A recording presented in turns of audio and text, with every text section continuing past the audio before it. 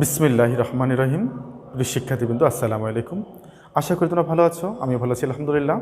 আজকে নতুন আরেকটু ভিডিও নিয়ে উপস্থিত হলাম এবং আজকে ভিডিওতে আমি আলোচনা করব রসায়ন দ্বিতীয় পত্রের দ্বিতীয় অধ্যায় অর্থাৎ জৈব রসায়নের একটি গুরুত্বপূর্ণ টপিকস নিয়ে। টপিকসটার নাম হচ্ছে সমগোত্রীয় শ্রেণী। তো যাই হোক, চলে যাই আমরা আজকের আলোচনায়। তো সমগোত্রীয় শ্রেণীটা কি? সমগোত্রীয় বোঝা গেল যে একই গোত্রে অবস্থিত হবে এরকম একটা বিষয়, তাই তো? হ্যাঁ, ঠিক এরকমই। সেটা হচ্ছে যে কি, একই কার্যকরীমূলক, একই সাধারণ সংকেত এবং একই ধরনের ধর্মবিশিষ্ট যৌগসমূহকে সমগোত্র শ্রেণী বলে, যাদের পাশাপাশি দুটি অণুর মধ্যে মিথিলিন মূলকের পার্থক্য থাকে। তোমরা এখনও বুঝতে হয়তো পারোনি, তো জিনিসটা একটু ভালো করে আমরা বোঝার চেষ্টা করি। তো মনে করো আমরা একটু উদাহরণে চলে যাই। আমাদের সমাজে যারা হিন্দু আছে, মুসলিম আছে, খ্রিস্টান আছে, তো যারা মুসলিম, এদের সকল মুসলিমের ধর্ম কি? একই রকম। সকল মুসলিমের কৃষ্টি কালচার একই রকম। অনুরূপভাবে সকল হিন্দুদের কৃষ্টি কালচার একই রকম, খ্রিস্টানদের কৃষ্টি কালচার একই রকম। তাহলে আমরা সবাই মানুষ, কিন্তু আমরা বিভিন্ন গোত্রে বিভক্ত। অনুরূপভাবে জৈব যৌগের সংখ্যা প্রায় লক্ষাধিক। তো এই যে জৈব যৌগ সমূহগুলো আছে যারা, এদেরকে কি করা হচ্ছে?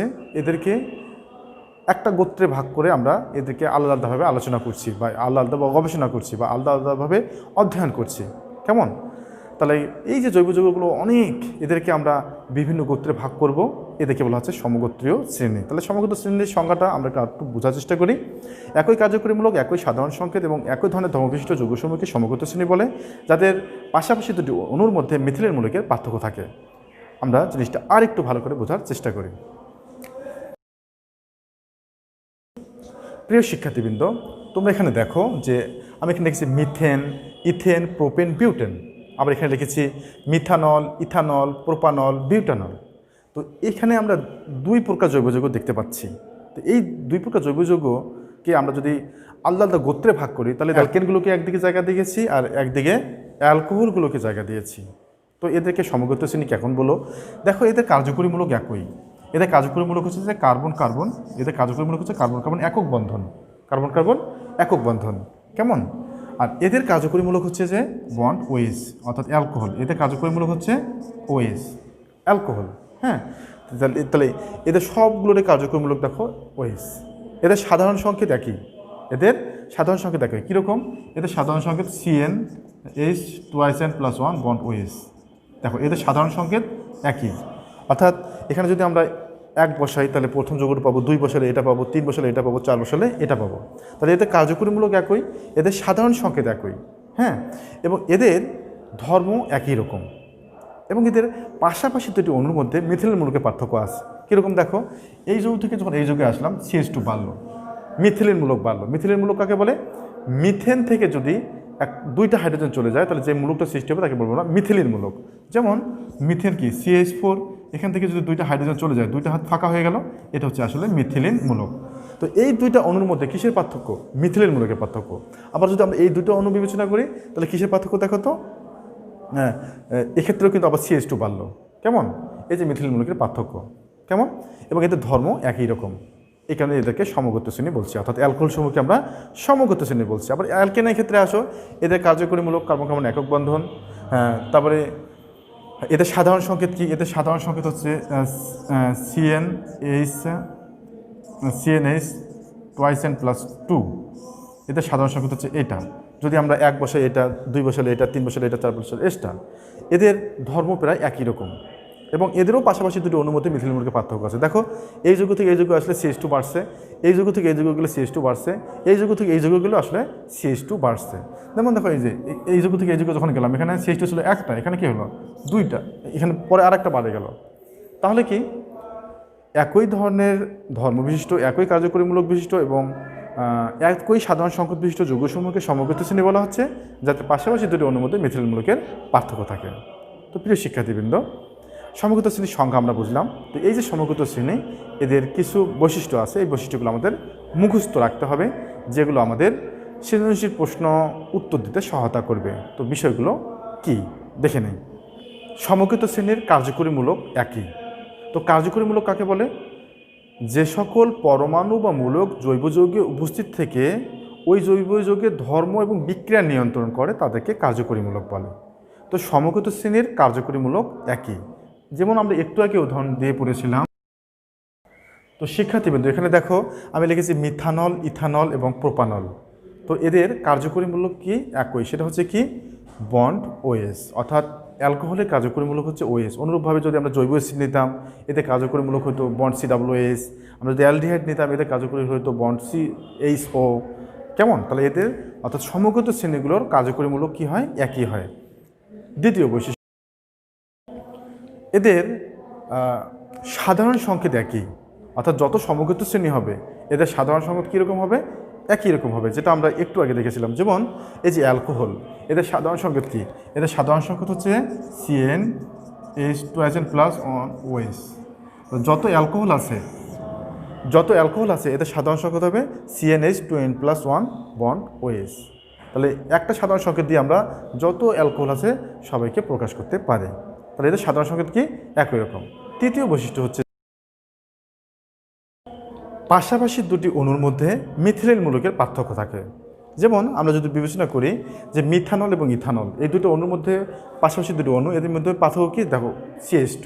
আবার ইথানল এবং প্রোপানলের মধ্যে যদি আমরা বিবেচনা করি পাশাপাশি দুটি অণুর মধ্যে পার্থক্য হচ্ছে আসলে CH2, অর্থাৎ মিথিলিন মূলকের পার্থক্য বিদ্যমান। মিথিলিন মূলক কি? এটা আমরা আগেই দেখেছি। তৃতীয় যে বৈশিষ্ট্য, এদের প্রস্তুত প্রণালী একই রকম। তো এই যে সমগত শ্রেণী, এদের প্রস্তুত প্রণালীগুলো একই রকম, অর্থাৎ একটা প্রস্তুত প্রণালী দিয়ে আমরা সমগত শ্রেণীর সবাইকে তৈরি করতে পারবো। আমরা যদি বিবেচনা করি যে আমরা নবম এবং দশম শ্রেণীতে ডিকার্বক্সিলেশন বিক্রিয়া পড়েছিলাম। হ্যাঁ, ডিকার্বক্সিলেশন বিক্রিয়াটা কী ছিল? ডিকার্বক্সিলেশন বিক্রিয়াটা ছিল যে জৈব অ্যাসিড বা এর সোডিয়াম লবণকে সোডা লাইম সহ উত্তপ্ত করলে অ্যালকেন তৈরি হয়। তো এক্ষেত্রে সোডা লাইমটা কি? এক্ষেত্রে সোডা লাইমটা হচ্ছে যে সোডিয়াম হাইড্রোক্সাইড এবং ক্যালসিয়াম অক্সাইডের মিশ্রণকে বলা হচ্ছে সোডা লাইম। তো এই যে জৈব অ্যাসিড, অর্থাৎ আমি ইথানোয়িক অ্যাসিডের সোডিয়াম লবণ নিয়েছি, একে যদি আমি সোডা লাইম সহ উত্তপ্ত করি তাহলে আমরা কী পাচ্ছি? মিথেন পাচ্ছি। এটা কি ডিকার্বক্সিলেশন বিক্রিয়া। তো এই যে প্রস্তুত প্রণালী, এটার সাহায্যে আমি যত অ্যালকেন আছে সব কিছুকে আমরা তৈরি করতে পারবো। কীভাবে? আমি সোডিয়াম ইথানোয়েট নিয়েছি, ফলে আমি পেয়েছি কি? মিথেন। এখানে আমি সোডিয়াম প্রোপানোয়েট যদি নিতাম তাহলে আমি পেতাম ইথেন। এখানে আমি যদি সোডিয়াম বিউটানোয়েট নিতাম তাহলে পেতাম কি? প্রোপেন। তাহলে এই যে অ্যালকেনগুলো সমগত শ্রেণী, এদের সবগুলোরই প্রস্তুত প্রণালী কি? একটা, অর্থাৎ ডিকার্বক্সিলেশন বিক্রিয়ার সাহায্যে আমি অ্যালকেনগুলো তৈরি করতে পারছি। এরকম অ্যালকেনে আরও প্রস্তুত প্রণালী আছে যে ওই প্রস্তুত প্রণালী দিয়ে যতগুলো অ্যালকেন থাকবে সবগুলো তৈরি করা যাবে। অনুরূপভাবে অ্যালকোহলের প্রস্তুত প্রণালী যেটা আছে, যে একটা প্রস্তুত প্রণালী দিয়ে অ্যালকোহল যতগুলো আছে মিথানল, ইথানল, প্রোপানল, বিউটানল, এগুলো সবগুলোকেই তৈরি করা যাবে। তো প্রিয় শিক্ষার্থীবৃন্দ, এবার আমরা পরের বৈশিষ্ট্য চলে আসি। আণবিক ভর বৃদ্ধির সঙ্গে সঙ্গে এদের ভৌত ধর্মের পরিবর্তন ঘটে। আণবিক ভর বৃদ্ধির সঙ্গে এদের ভৌত ধর্মের পরিবর্তন ঘটে। যেমন মিথেন, ইথেন, প্রোপেন, বিউটেন আণবিক ভর একে একে বৃদ্ধি পেল, এগুলো গ্যাস। কিন্তু যখন আমরা পেন্টেন থেকে একটু উচ্চতর অ্যালকেনের দিকে চলে যাব, এগুলো কি হয়ে যায়? তরল। যখন আমরা আরও উচ্চতর অ্যালকেনের দিকে চলে যাই, অর্থাৎ আণবিক ভর যতই বৃদ্ধি পায় একসময় এগুলো কী হয়ে যায়? কঠিন হয়ে যায়। তাহলে কি? আণবিক ভর যত বৃদ্ধি পাবে এদের ভৌত ধর্মের তত পরিবর্তন ঘটবে। যেমন মিথেন থেকে বিউটেন তো গ্যাস, এরপর এগুলো কি? তরল, এরপর এগুলো কি? কঠিন। যতই আণবিক ভর বৃদ্ধি পাচ্ছে ততই এদের ভৌত ধর্ম পরিবর্তন ঘটছে। আর একটা হচ্ছে যে আণবিক ভর বৃদ্ধির সঙ্গে সঙ্গে এদের গলনাঙ্ক, স্ফুটনাঙ্ক বৃদ্ধি পায় এবং রাসায়নিক সক্রিয়তা হ্রাস পায়। গলনাঙ্ক, স্ফুটনাঙ্ক বৃদ্ধি পায় কিন্তু রাসায়নিক সক্রিয়তা কি হয়? হ্রাস পায়। তাহলে এই বৈশিষ্ট্যটা কি? তাহলে আমরা কি দেখলাম? সমগত শ্রেণীর যারা যৌগ তাদের আণবিক ভর বৃদ্ধির সঙ্গে সঙ্গে এদের গলনাঙ্ক, স্ফুটনাঙ্ক বৃদ্ধি পাবে, হ্যাঁ, কিন্তু সক্রিয়তা হ্রাস পাবে। যেমন আমরা একটা উদাহরণ দিয়ে মনে রাখি যে অ্যালকেন সমূহের ক্ষেত্রে কম আণবিক ভর বিশিষ্ট তারা গ্যাসীয়। আণবিক ভর যখন বৃদ্ধি পায় তখন তারা কী হয়ে যাচ্ছে? তরল হয়ে যাচ্ছে। আরও আণবিক ভর যদি বৃদ্ধি পায় তাহলে তারা কী হয়ে যাচ্ছে? কঠিন হয়ে যাচ্ছে। হ্যাঁ, তাহলে কি তাদের গলনাঙ্ক, স্ফুটনাঙ্ক বাড়া গেল না? গ্যাসের স্ফুটনাঙ্ক তো খুবই কম, তরলের স্ফুটনাঙ্ক কি? আরও একটু বেশি, আর কঠিন স্ফুটনাঙ্ক কি? আরও বেশি। তাহলে আণবিক ভর বৃদ্ধির সঙ্গে সঙ্গে সমগত শ্রেণীর গলনাঙ্ক, স্ফুটনাঙ্ক বৃদ্ধি পাচ্ছে কিন্তু রাসায়নিক সক্রিয়তা হ্রাস পাচ্ছে। কীরকম?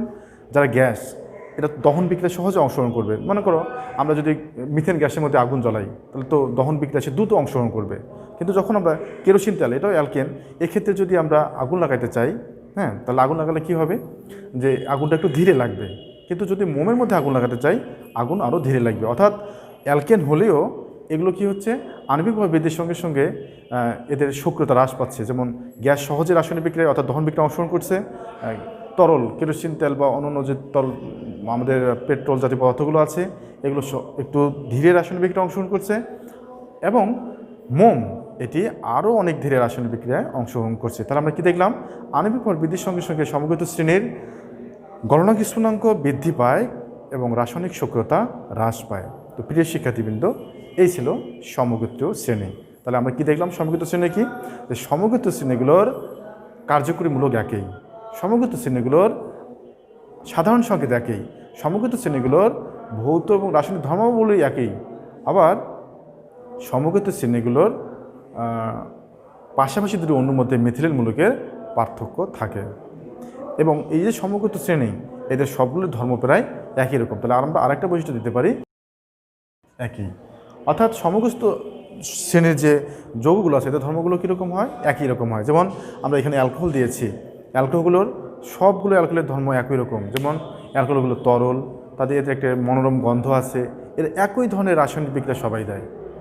তো এই ছিল আজকের আলোচনা। তো প্রিয় শিক্ষার্থীবৃন্দ, শুধু ভিডিও দেখলে হবে না, বই পড়তে হবে, যে বই তোমাকে সামনে এগিয়ে যেতে সাহায্য করবে। আগামী ভিডিও দেখার আমন্ত্রণ রইল। এই কেমন, আসসালামু আলাইকুম।